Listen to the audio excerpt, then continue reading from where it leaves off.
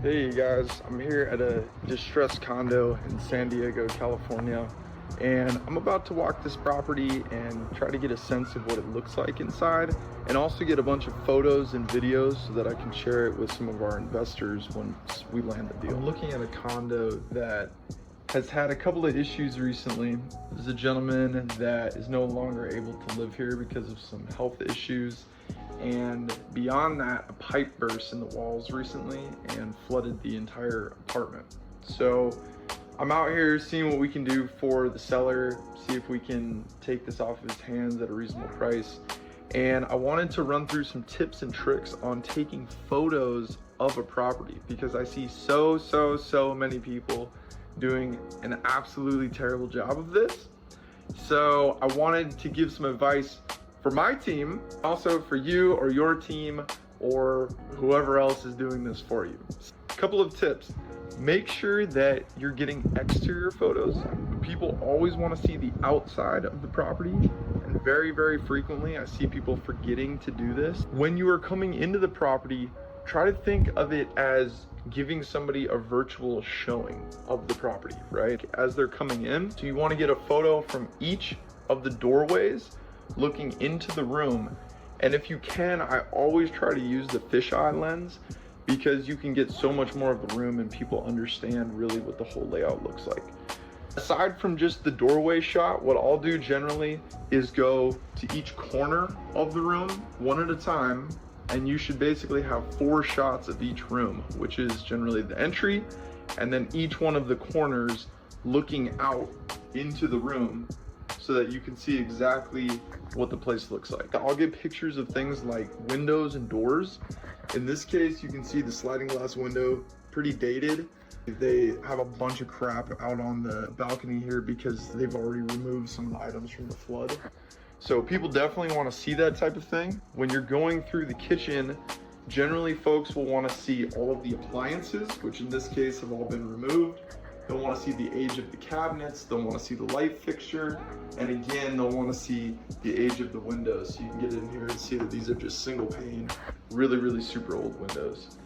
So again, I'll do the same thing. I'll get photos from each corner of the room just to make sure that people have a good sense of what the room looks like, what the layout of the whole unit looks like.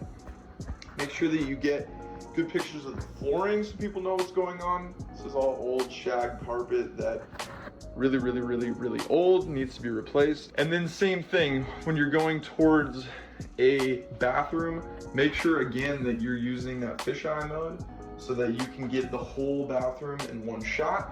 Generally, one picture of a bathroom will do it. If it's a small one like this, you can do both sides if you need to. And one small tip, try to keep yourself out of the photos if at all possible, especially if you have like a mirror like this. It's pretty much the same situation for the bedroom. You know, it's pretty straightforward. So you'll get your doorway shot, and then you'll go through and get each corner of the room, so then people have a really good sense of what the place looks like. I'll share a few more tips that I've noticed. I'm obviously here at the condo alone, so it's a little bit easier for me to take my time, get some photos of everything. It's maybe a little more nerve-wracking. There's a little more pressure if the seller's actually there with you. So I will always, right up front, just say, hey, are you okay with me getting some photos and videos of the property just so my team can review these later? It'll cut down on the number of times that we have to come here to your property. So that's a good thing to do. It also gives the appearance that you know what you're doing and you've done this before. So that's something that I'll do. You don't want to be, holding your phone, your camera up the whole time. So you can kind of just keep it at chest level and just snag those photos while you're talking with the seller. One final thing, after I'm done taking photos, generally, we've got the corner of each room. We've got the important things like windows. If you see any cracks at the corners of any of the walls, people are going to want to see that. That's really important. After I'm done getting all the photos, I will go back to the start and just take a video of the whole thing.